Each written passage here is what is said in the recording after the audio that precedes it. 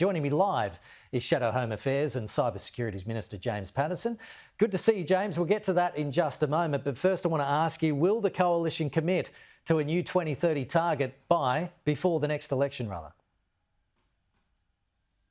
Well, the most important thing that we've said in the last week, which is not new, is that it's very clear that the government won't meet its own target for 2030 of 43% reduction. All the independent experts in industry who've looked at this say we're miles away from that, because the centrepiece of that plan is 82% renewables by 2030. We're not even halfway there to that task and on nowhere near the trajectory.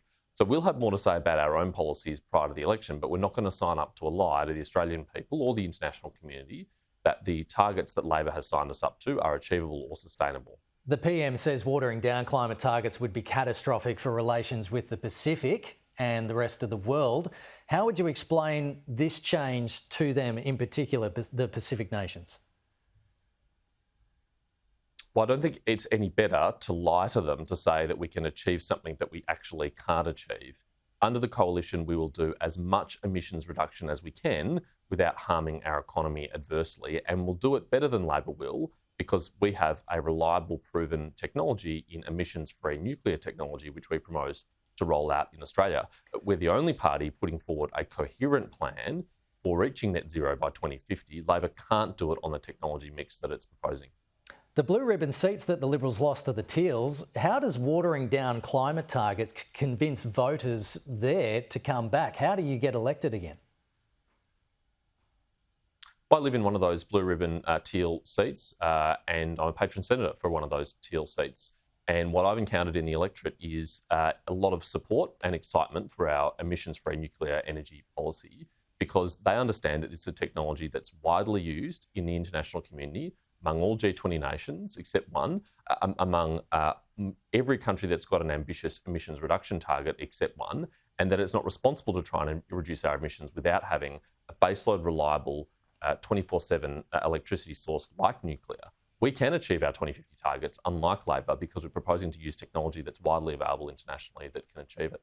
Okay. You're speaking today at the Global Information Conference Australia in Adelaide. You want Australia's peak intelligence body to issue annual threat assessments calling out Chinese foreign interference. Why do you think this is important?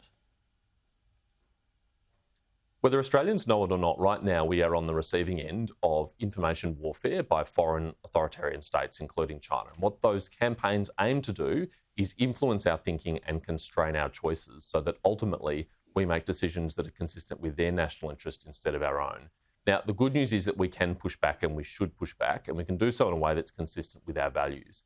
All we have to do is tell the truth about what they're up to, particularly in our own region, particularly in the Pacific. We should be calling out their malign activities, their grey zone activities, which involve trying to capture elites in developing countries, to corrupt them and to steer them away from the national interest of those countries. And if we do that, that will be a pretty powerful deterrent for countries like China engaging in that behaviour, and it will also equip those countries to better able to defend themselves against it. So is the Albanese government, in your opinion, too soft on TikTok and China over these attacks? TikTok just an example, because there's been a bit of a to and fro over that. But in the hope of repairing relations in exchange for lifting trade bans, would you agree with that? I don't think we're doing enough to defend our own democracy against external threats, including by addressing vulnerabilities like TikTok.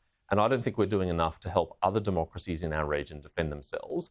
That's why I'm proposing that the Office of National Intelligence publish an annual unclassified assessment of the geopolitical trends and concerning developments in our region involving foreign interference and espionage, cyber attacks and other things, to call that out. And that be accompanied by an annual speech by the Director General of Intelligence to give some flavour to what we're seeing happen in our region with the intelligence that we collect, including with our partners. Would you worry that would sour relations between Australia and China, though? Yes, there may be some bilateral consequences for doing so, but I don't think we should be complicit with our silence. I don't think we should observe abhorrent things happening in our region, which undermines our security and the security of our friends and partners, and stay silent while that happens. Because the reality is the problem is not us calling out that behaviour. It's the behaviour in the first place by the People's Republic of China and others that causes the problems in the bilateral relationship and in our region. And we should be proud and open as a democracy in calling out that malign behaviour. James Paterson, great to have you on the program. Thank you.